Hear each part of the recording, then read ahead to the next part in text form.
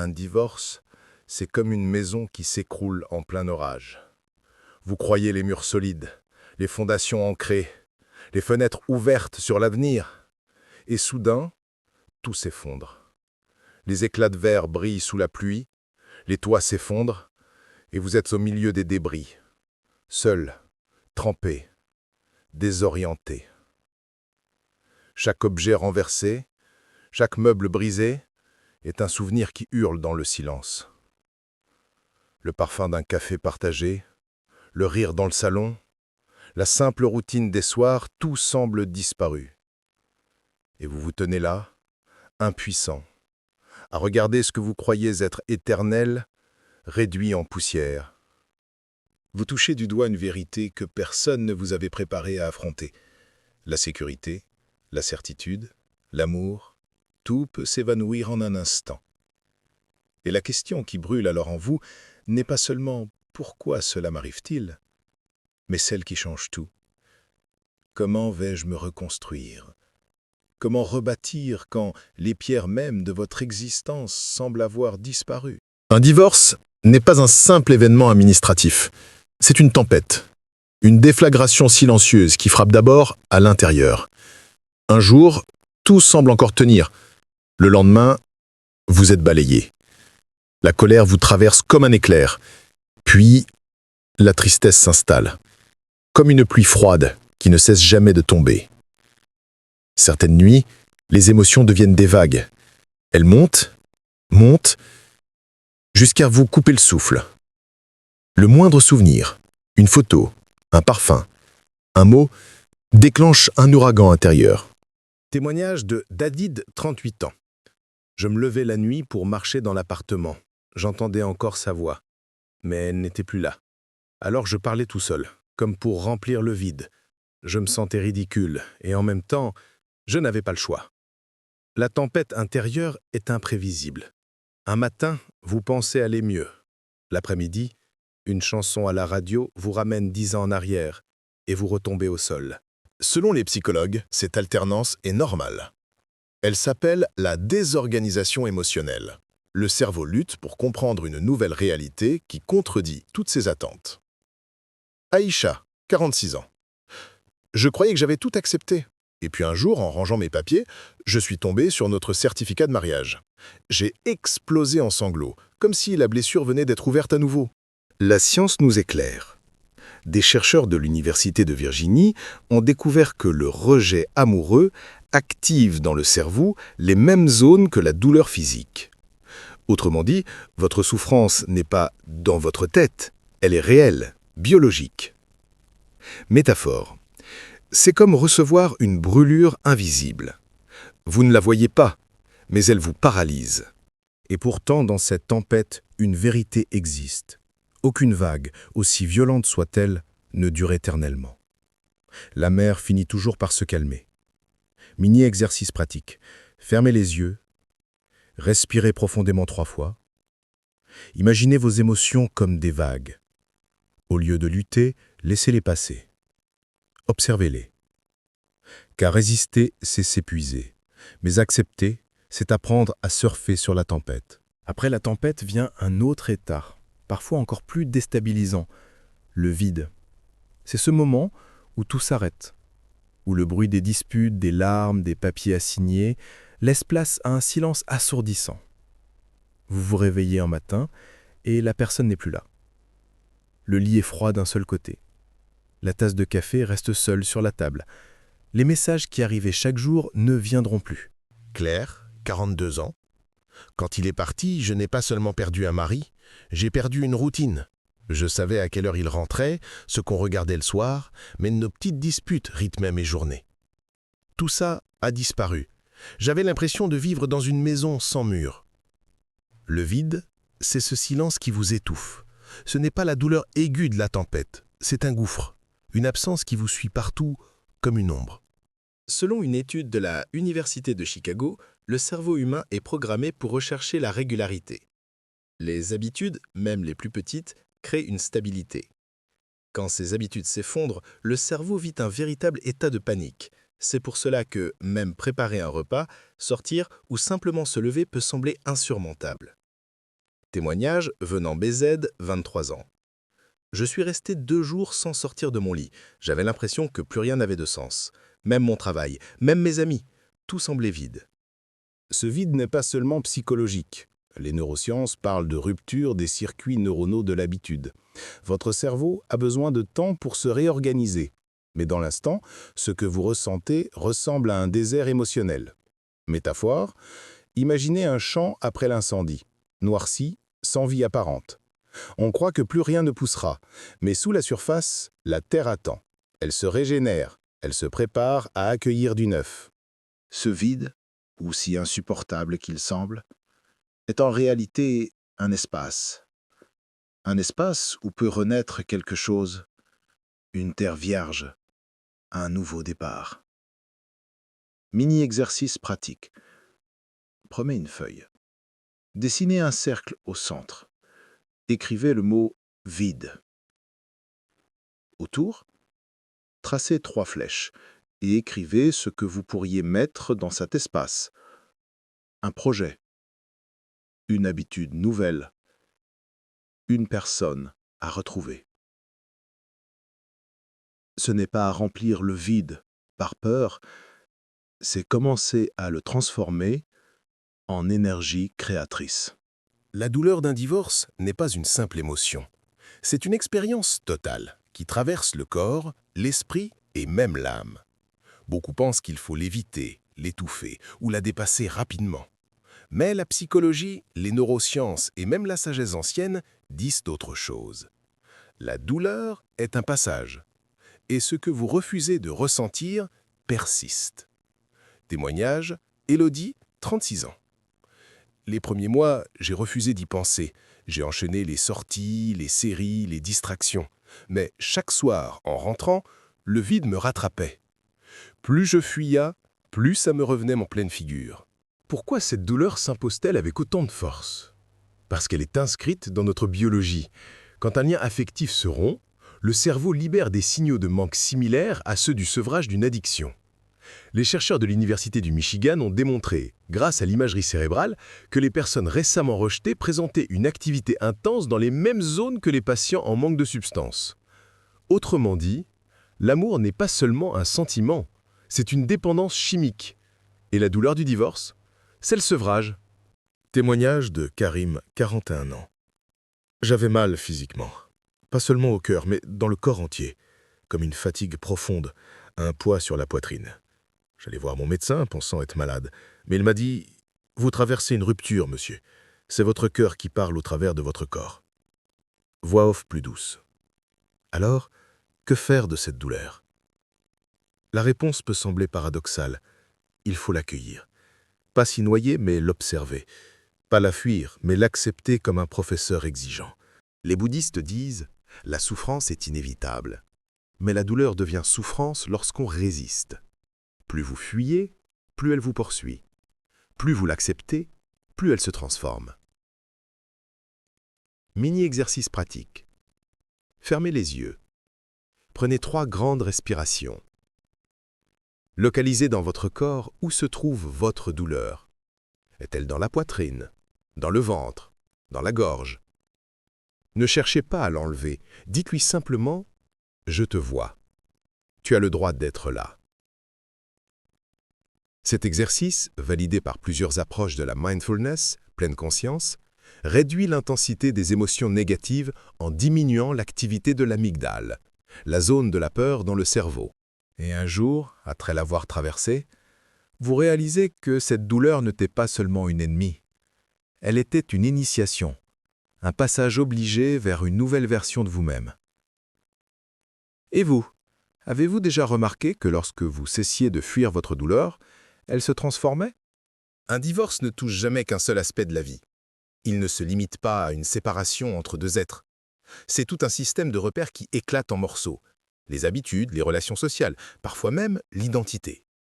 Et pour comprendre cette fracture invisible, rien n'est plus puissant que les témoignages. Témoignage. Jean, 50 ans.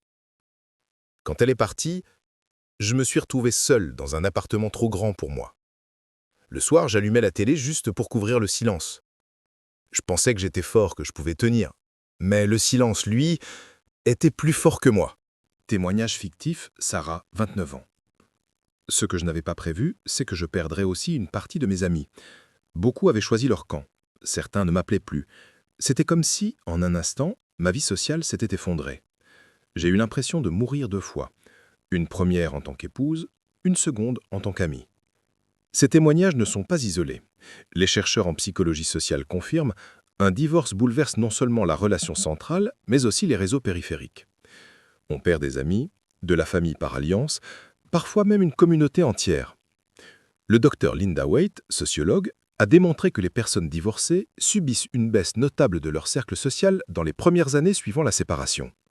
Ce n'est donc pas seulement le cœur qui se brise, c'est aussi la structure sociale qui s'effondre. Témoignage fictif, Samira, 44 ans.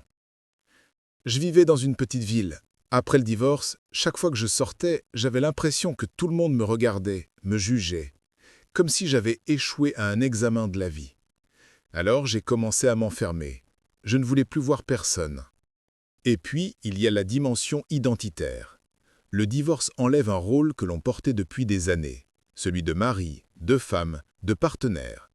On se demande « Qui suis-je maintenant ?» Une étude menée par l'Université de Stanford a montré que la perte de statut relationnel affecte l'estime de soi de manière comparable à une perte professionnelle majeure. C'est pourquoi certains décrivent le divorce comme une double crise, affective et identitaire. Témoignage fictif, Malik, 35 ans.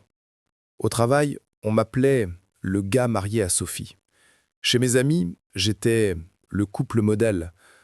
Quand tout ça s'est terminé, je n'étais plus rien, juste Malik.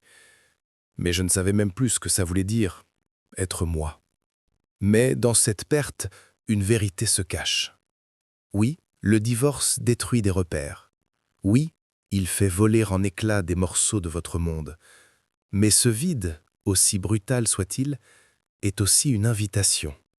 Une invitation à recréer vos propres repères, à bâtir un cercle qui ne dépend plus de votre statut, mais de qui vous êtes vraiment, à redéfinir votre identité non plus comme une moitié, mais comme un tout. Un divorce, ce n'est pas seulement une histoire de cœur, c'est aussi une histoire de cerveau. Car l'amour, la séparation, la douleur, tout cela s'imprime dans nos circuits neuronaux. Les chercheurs en neurosciences le confirment. Aimer, c'est créer une habitude chimique.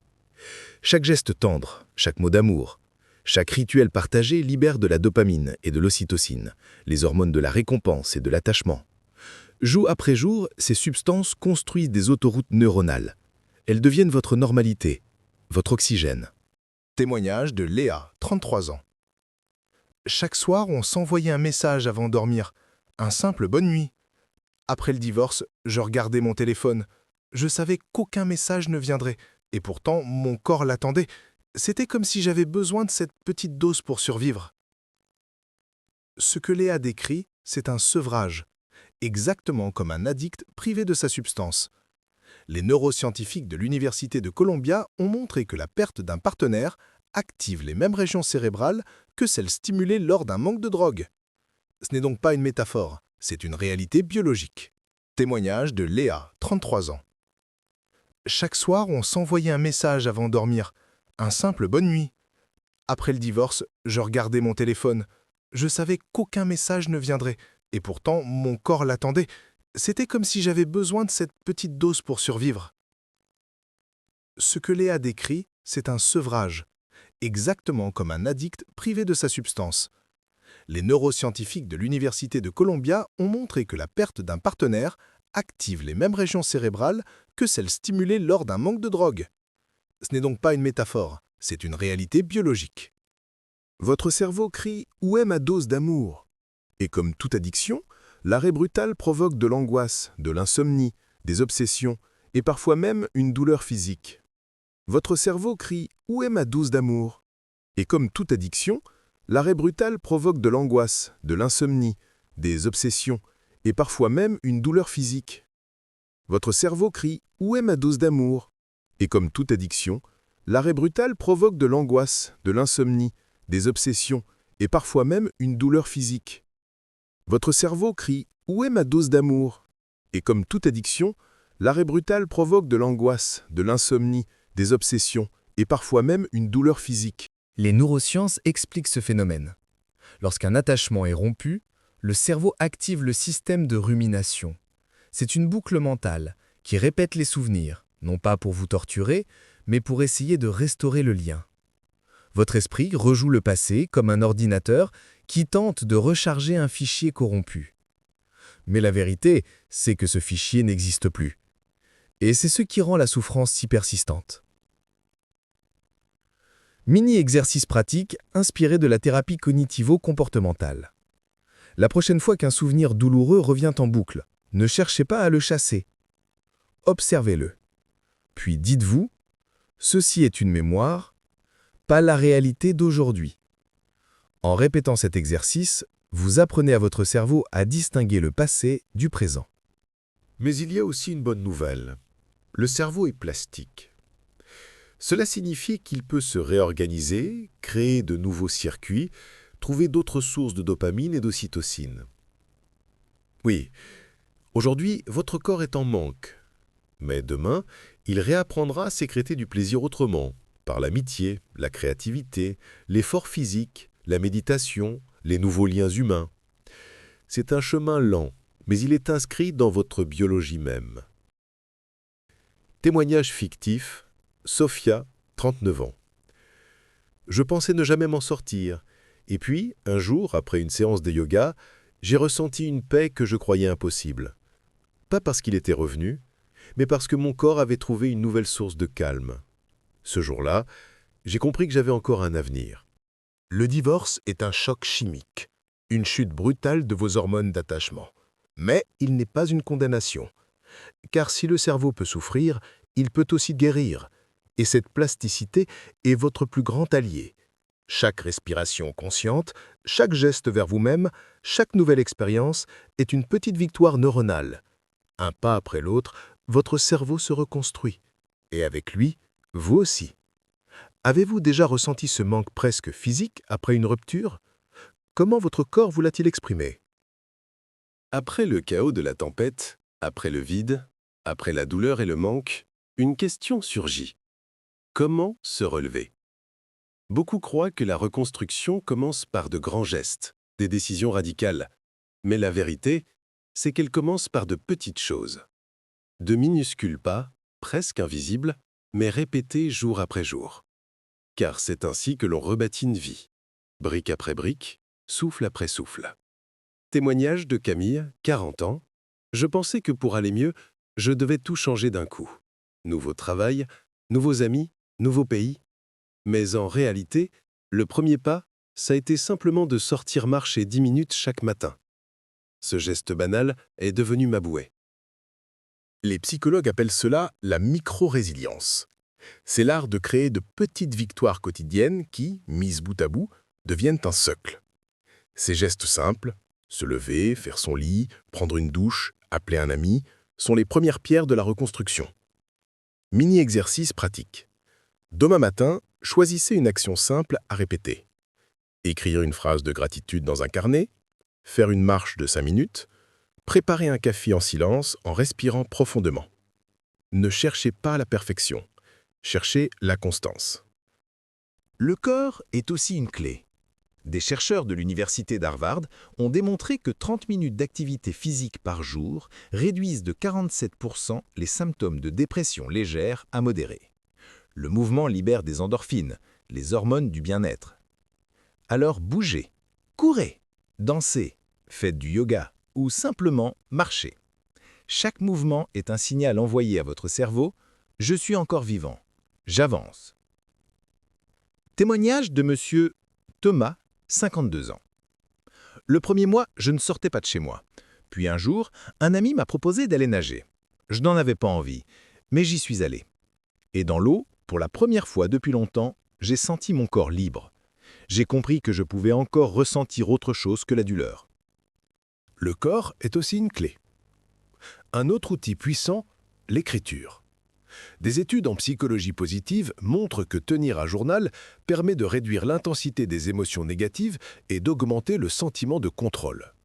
Écrire, c'est déposer le poids. C'est sortir du chaos mental pour l'amener sur le papier. C'est transformer un cri intérieur en mots tangibles, que l'on peut relire, observer et finalement apprivoiser. Mini-exercice d'écriture. Chaque soir, notez 3 choses, même petites, qui ont apporté un peu de lumière à votre journée. Un sourire, une chanson, un rayon de soleil, un plat réconfortant. C'est ainsi que l'on reprogramme le cerveau à voir ce qui reste, au lieu de ce qui manque. Témoignage, Nadia, 34 ans. Au début, je pensais que c'était ridicule d'écrire. Mais un jour, en relisant mon carnet, j'ai vu que j'avais noté la même phrase plusieurs fois. Aujourd'hui, j'ai ri avec ma fille. J'ai compris que même dans le chaos, il restait des instants de joie, et que c'était à partir d'eux que je pouvais reconstruire. Se relever après un divorce, ce n'est pas un miracle soudain.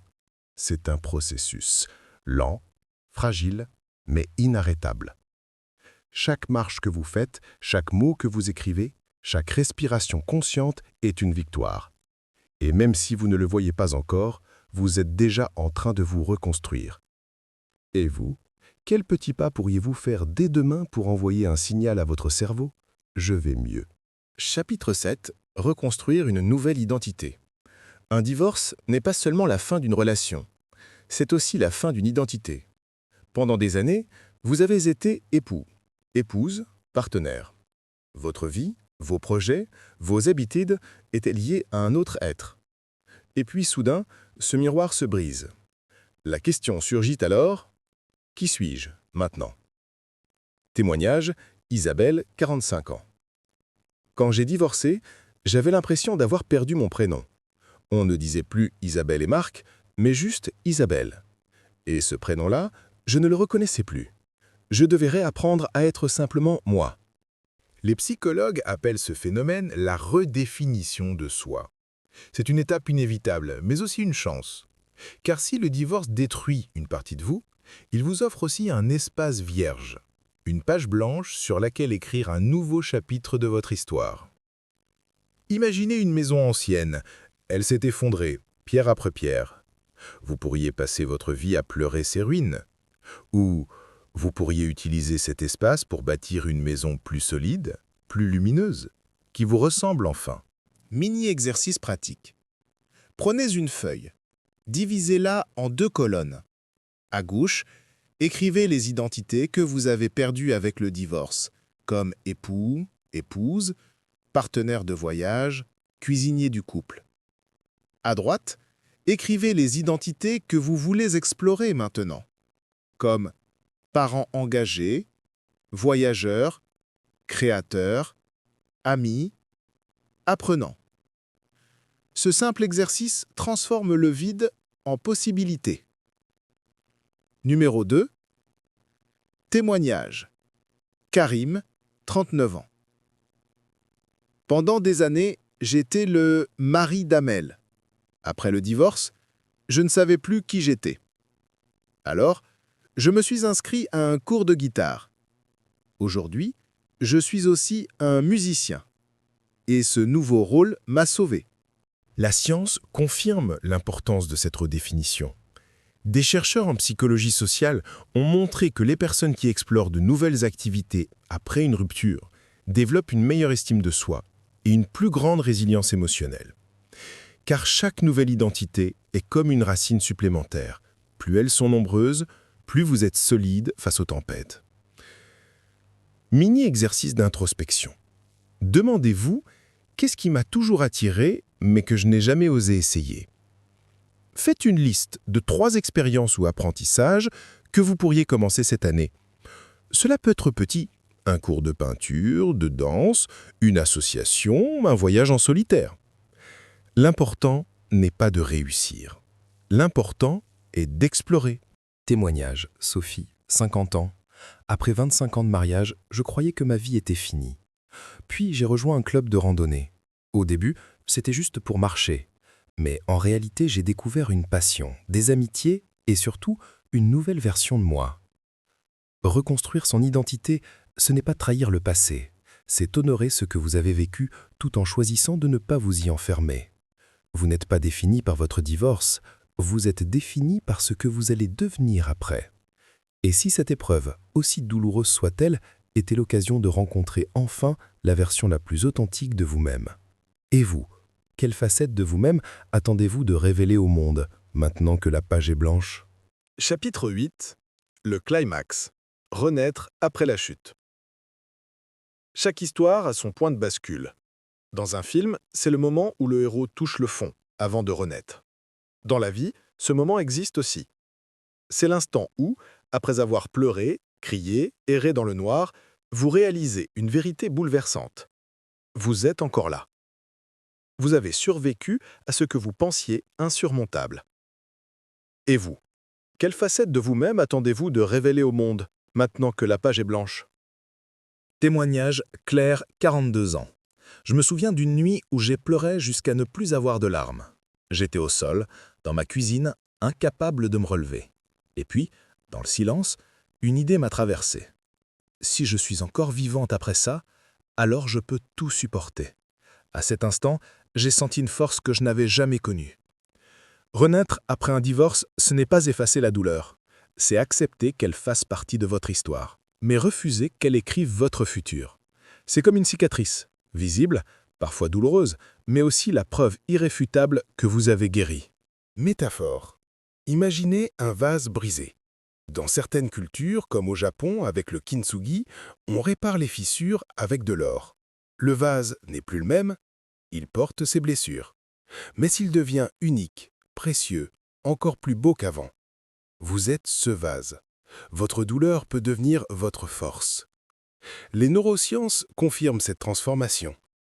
Une étude publiée dans The Journal of Personality and Social Psychology révèle que les individus qui traversent des ruptures difficiles développent souvent une plus grande empathie, une meilleure capacité d'adaptation et un sens renforcé de leurs priorités.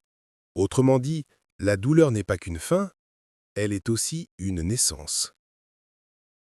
Témoignage, Ravière, 55 ans. Je croyais que mon divorce m'avait détruit, mais quelques années plus tard, je me rends compte qu'il m'a aussi libéré. J'ai appris à vivre pour moi, pas pour sauver un couple. Et aujourd'hui, je suis plus vivant que jamais. Mini-exercice pratique. Fermez les yeux un instant.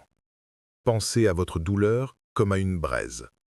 Au lieu de l'éteindre, demandez-vous « Comment puis-je utiliser cette chaleur pour allumer un nouveau feu ?» Un feu qui éclaire, qui réchauffe, qui vous guide.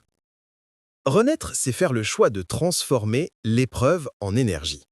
C'est refuser d'être défini par ce que vous avez perdu et choisir d'être révélé par ce que vous avez trouvé.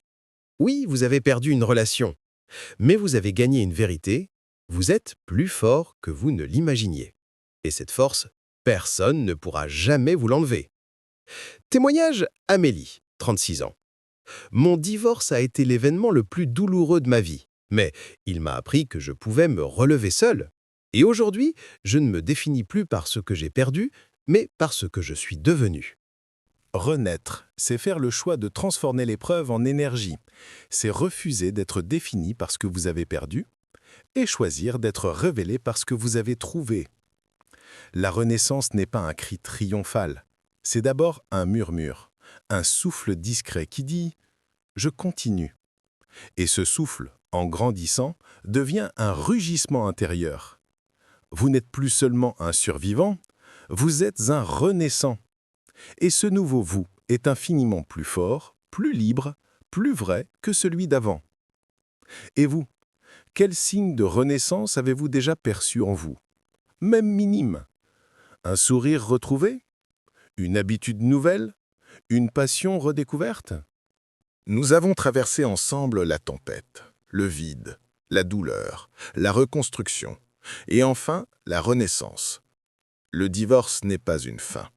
C'est un passage, un tunnel sombre qui, une fois franchi, vous conduit vers une lumière nouvelle. Oui, vous avez perdu une partie de vous-même, mais en chemin, vous avez découvert une vérité. Vous êtes capable de vous relever, vous êtes capable d'aimer encore, et surtout, vous êtes capable de vous aimer vous-même. Métaphore finale. Un divorce, c'est comme un incendie.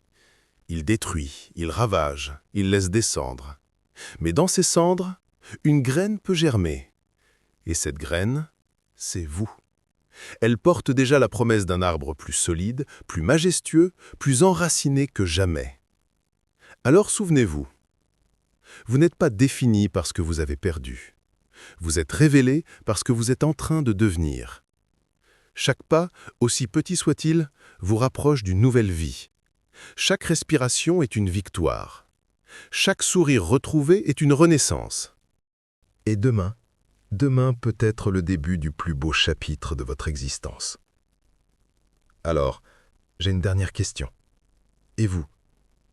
Quel sera le premier mot que vous écrirez sur la page blanche de votre nouvelle vie? Si cette vidéo vous a touché, si elle vous a apporté un peu de clarté dans la tempête, n'hésitez pas à laisser un commentaire pour partager votre histoire. Peut-être que vos mots aideront une autre personne, quelque part, à trouver la force de continuer.